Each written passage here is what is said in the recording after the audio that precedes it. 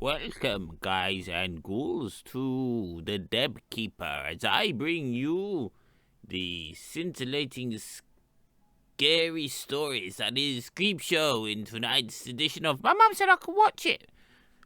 Sorry, Leclerc. Hi, tonight I'm going to discuss Creepshow. It's one that you've seen. It's a classic. I've seen it a couple of times since. First time I've watched it properly. By properly, I meant not having it on a screen with adverts trying to eye up my chances with one of the ladies in the student digs. My sense of chances completely disproportionate to success, but this isn't really what that show is about. This is about 1982. So this film I saw pretty much as the same age. I'm about the same age as Joe Hill. Yeah, right. Who's in the film as the son in this film. I suspect I wouldn't have seen it in 1983. I'm going to be very generous and say I saw it in 1984. It would have been a film my 7-year-old brother would have rented, and I'd have just watched during the day while the folks were out. So I'm guessing definitely single digiter. Boy, I really I think this would have been a fundamental in. I wouldn't known who Stephen King was. I wouldn't have known. Certainly not anyone knew who Joe Hill was in a sense. Most of the references would have gone past me. The times that I've revisited it since, as I say, it's normally parties, drunk and chatting at the screen. So it's the first time I've watched it since that age. And I'll tell you now, my main memory from watching it at that time was excitement, fear, and being sick behind the couch. I was sick behind the couch because of the final story, the cockroach story, where the bit where it all bursts out of his mouth. I vomed, and I think I managed to even hide it. The 80s was a very different time when it came to keeping the house clean. For probably about 2 days before the shit hit the fan and I wasn't allowed an Atari for the weekend. That's basically how my parents incidentally punished me. Watching this, it made me realise how shocking it was to watch a kid get slapped right at the beginning of the film. For those of you who haven't watched this, why do you watch these things? It's an anthology series. It's 5 stories, bookended round something else. Ostensibly, a child is caught reading a horror comic, Creepshow. The Tales of the Crypt, Tales of Darkness, Crypt Keeper. You may have seen Bordellos of Blood. Someone had to. The dad slaps him right at the start. That would have shocked the shit out of me. My parents, in terms of punitive grounds, would just make sure that I felt very, very bad about myself. But that physical, never a thing.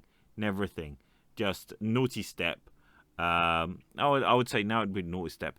It may have involved the cupboard. But kind of did, but it didn't. All right. The stories, as I realise now as well as having that scintillating sense of humour, they are satire, but they are actually played. It is the straightness of which the actors commit to them that makes it work so well. And it is George A. Romero. It is class. All of the stories are, I'm going to use the term class. I know it's an American production. It is about class and control. The first film, you have, I understand that there's a series called Succession. No need for it. There's a dad who just wants to keep hold of his cake. The kids aren't giving him the cake. Fuck them.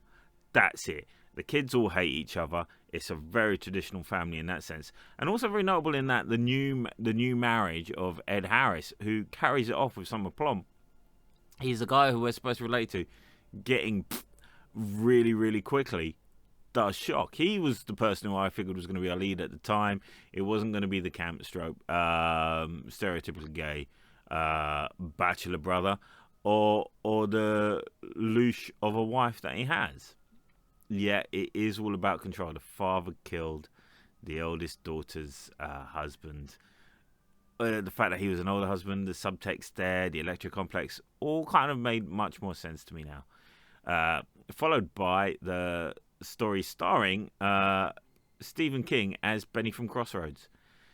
There is a debate there, I'm sure, in terms of how you depict someone's capacities, IQ capacities. Again, he finds a meteorite, but he's obsessed with whether or not he'd get money, and he's embarrassed about the standing that he may or may not have with the fictional scientist, stroke fictional doctor, that may come up in the story. But Geordie Verrill, it plays well. And what I realised watching it now is that when the sort of spirit of his father appears in front of him, whether or not that's a psychic thing because it's Castle Rock, or it's just a psychosis, really plays into, really strongly hints at why Geordie is the way he is. I mean, it may not be a mental faculty neurodiversion, I believe it may be the term these days. I mean, the guy's just been kept ignorant. He's been kept ignorant by an overbearing father.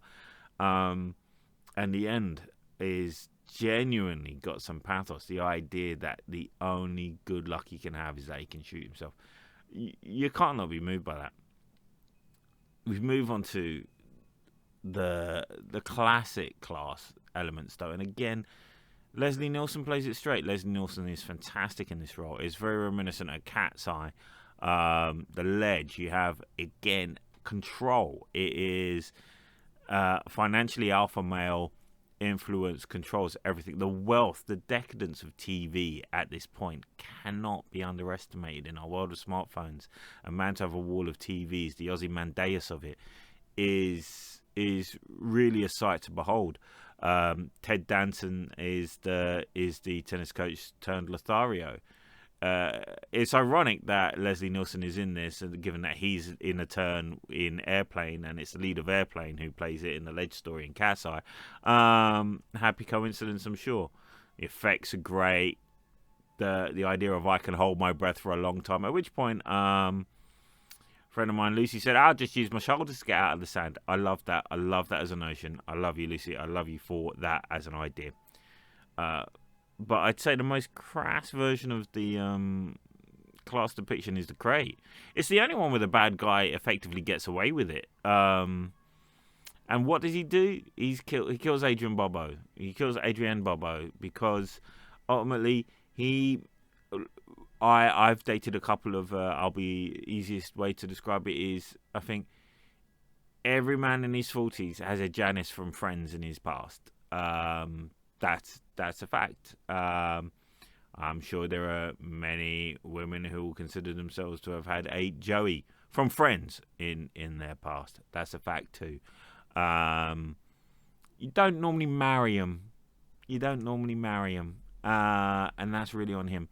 The idea that she's just crass. She's just crass compared to his effete social life.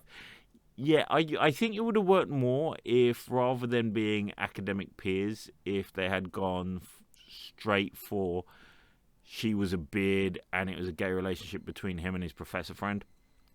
It would have given a bit more grounding as to how they got there. But in the end, he feeds her to the monster. And then gets rid of the monster.